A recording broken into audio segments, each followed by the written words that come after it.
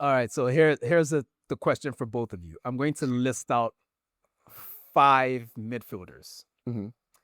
and I need each of you to pick 3 Mm-hmm. for this summer. No equivocating. You already did all that. So here are the 5 midfielders. You guys listed them both. So there's a list of 5. You pick 3. Mm-hmm. Ryan Shirky, Mm-hmm. Eberechi Eze, Mm-hmm. Bruno Guimaraes, Carlos Baleba, Mm-hmm. and Adam Wharton. Mm-hmm.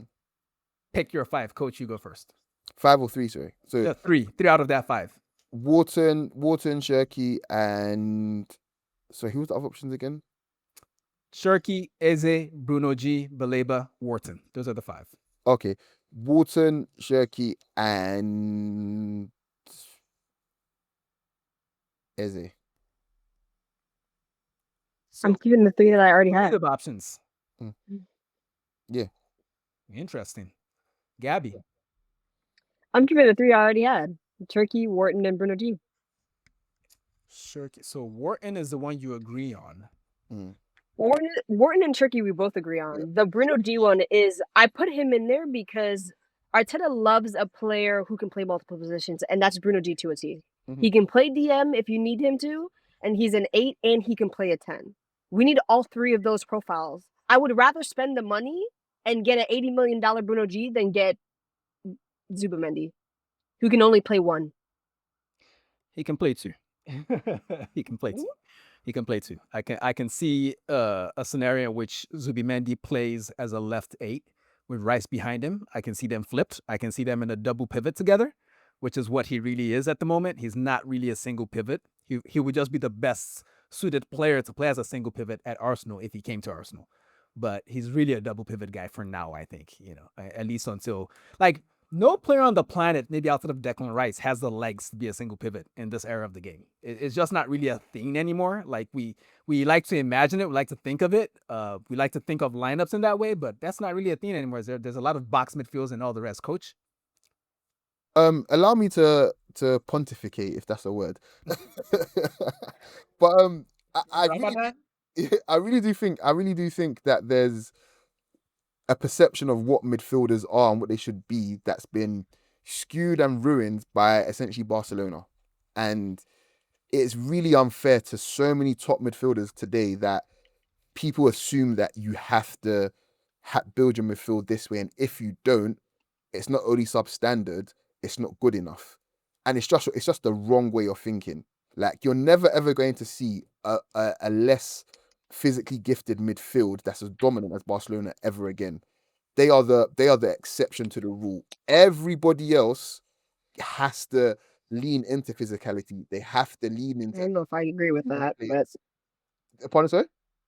I don't know if I agree with that, but I hear what you're saying. You try and name me a team that's been as successful, remotely successful, that has had that profile of midfielder since Barcelona, before or after. You won't be able to.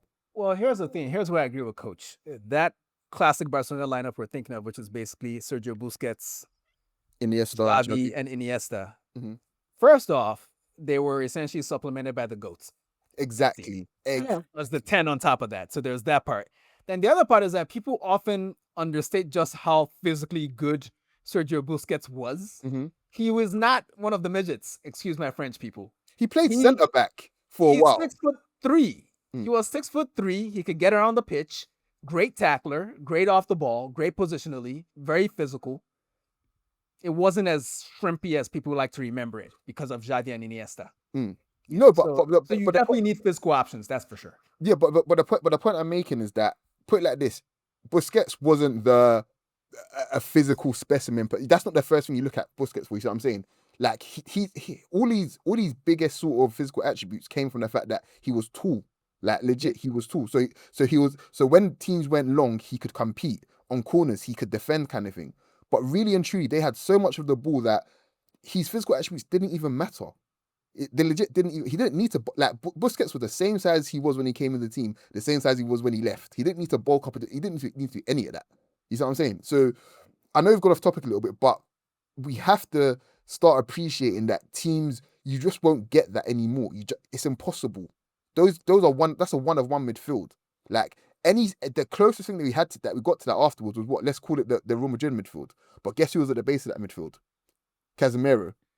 And then guess who was playing as one of the eights? Toni Kroos. Again, these aren't midgets, and these are big guys, physical guys as well. So I'm sorry, like that idea that we need midgets, it just doesn't happen. It's just let's get out of that thinking. If you're lucky enough to get it, great. But let's look at what is easily more replicable, you know. I'll just say this before we move on. I don't disagree with what you're saying. I don't actually think we need small like technicians, but I think you Love it. only having the big guys, only having that hinders your team 100%. That is what I'm trying to get to. Only having those players, they can only take you so far. You know, let's say like Joelinton was really good in that final, yeah? Like, but you can't only have Joelintons in your team. Like, you know what I mean? You know, funny enough, I should have probably been a bit more clear. I was talking about purely from the deepest midfield perspective. Oh, Like, yeah, okay. that idea that they have to do this and that and this and that and this and that. Like Busquets is so unique that we talk about the Makelele role. Really, it's the Busquets role is what we should be talking, because he was unique in what he done. I don't want to hear that shit. It's Black History Month for me. Sorry, I don't want to hear that. Is what is. But then again, he did establish that reputation at Chelsea, which is so anti-black. Yeah. So okay, fair enough. Hey folks, this is Deen from the Shirtless Plantain Show. Don't forget to subscribe, comment, and follow us on all our socials. You can see them right beneath our recordings in every video. Thanks again, and see you on the next one.